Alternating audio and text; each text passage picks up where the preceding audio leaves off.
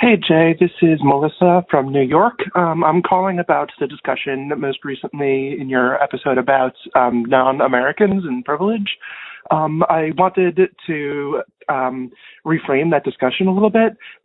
First of all, I did want to challenge the idea that, 50 years ago, there weren't a lot of people on the left who would fight for gay rights.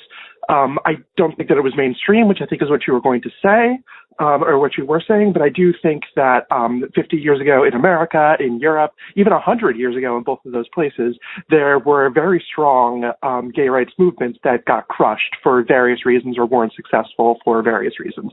But that's neither here nor there.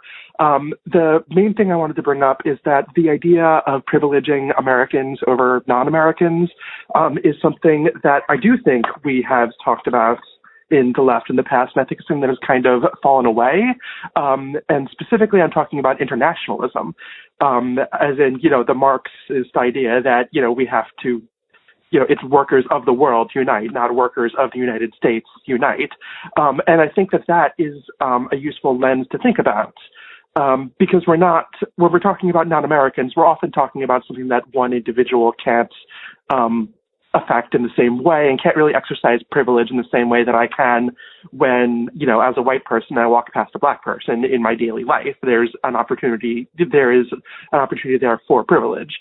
But I do think that if we take it from that more Marxist lens, we can recognize that there are similar struggles going on here.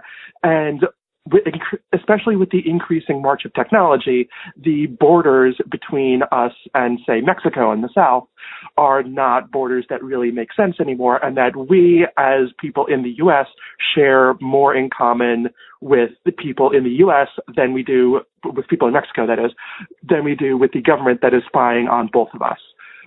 That's just kind of a half-formed thought that I had as I was listening to the most recent episode. Thanks, Jay. I love the show.